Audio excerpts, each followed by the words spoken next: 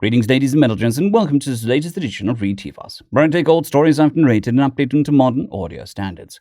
This particular story is called You Need a Permit, written by Fornicus Fogbottom. Commander Zorg looked down on the untouched world from the bridge of his colony ship.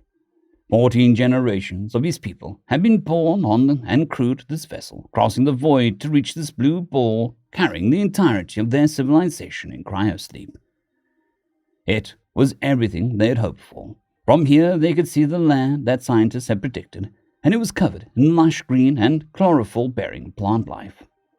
Their probes were returning mountains of data that said that was a pristine arc of life with no sentient species, just a wealth of lower life forms with a staggering amount of biodiversity.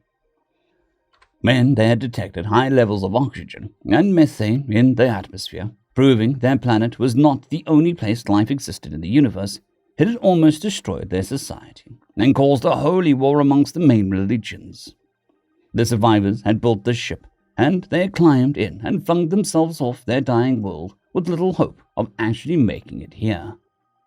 It sat perfectly in a habitable zone of its yellow star that was so much like their own before it started to swell and devour their inner solar system.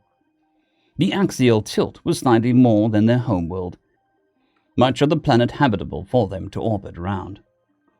For the crew who maintained the ship, time was no longer measured in orbits of their planet around the sun that would have already eaten their homeworld.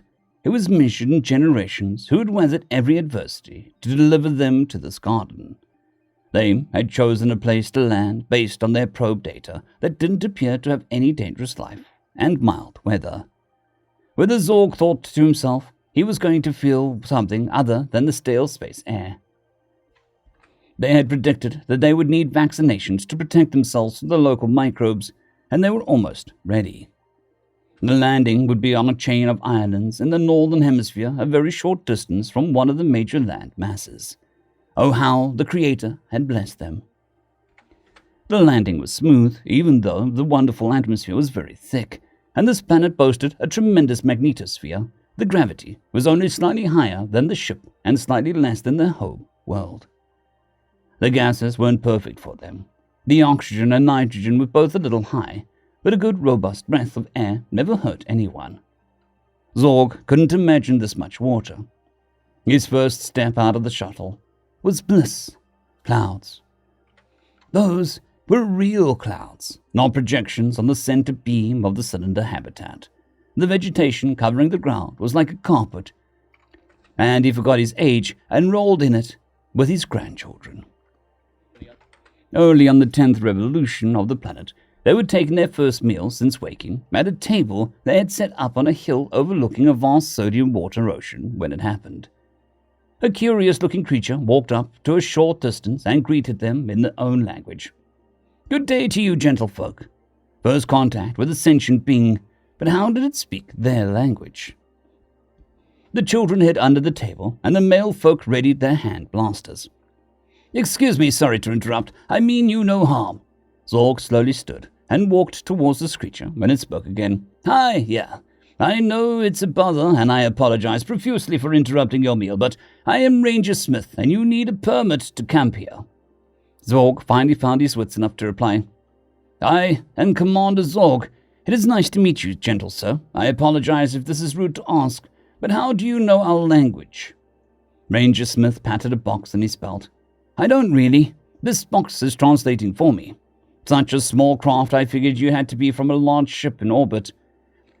I've been monitoring since you entered orbit, and my computer worked it out for me." Ranger Smith waved to the children. "That ship sure is a big girl, and I thought it odd you came in sublight. Just took you for sightseers until you landed.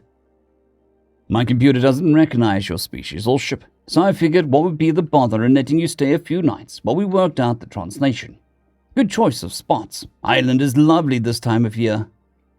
Ranger Smith flipped through the documents he had in hard case binder. "Ah, yes. The permit, though. I know it's a bother, but we all have to do our best to keep Earth clean and green. Sorry, could you spell that name for me, Commander?" Z-O-R-G. "Any pets?" No. "How many in your party?" 10 now, but 1.2 billion in total. Oh, heavens! I'm really sorry, but even with the permit, we only allow 100 people on the surface at a time. I apologize again if this ruins your plans. Zorg was thoroughly confused now. I'm sorry, gentle sir, but I do not understand what is going on. We thought this planet was uninhabited and came to settle here to start our civilization over. Oh! Well, I'm very sorry. That won't be possible. Earth is a park. It took us 500 years to return her to her natural state. I'm going to have to ask you to come to my office or my shuttle to sort this out and see what we can do. I parked just down here. I didn't want the engines making a mess of your meal. Zorg followed Ranger Smith down to the beach and a short ways to a very sleek-looking craft. Once inside, he was seated in an office that reminded him of his own, just enough clutter to be comfortable, but still clean enough and organized. I'm assuming by you not being in the record that this is your first visit to the Galactic Federation space. Zorg was no less confused, so decided to lay out the whole situation for Ranger Smith, and after he concluded, Ranger Smith nodded a final time and replied, Well, a bit of a pickle, but easily sorted out. 14 generations. Really? That's a long trip just to be disappointed. Well, the good news is that we have a world where you can just settle just a few systems over, though your ship being only sublife capable is an issue that we'll have to work around. The computer has already made New Terra aware of the situation, and an ambassador should be here within the hour. Earth is a gem, but we put it back to her natural state.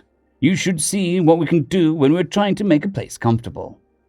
Ranger Smith extended a hand and said, Welcome to the Galactic Federation. End of story.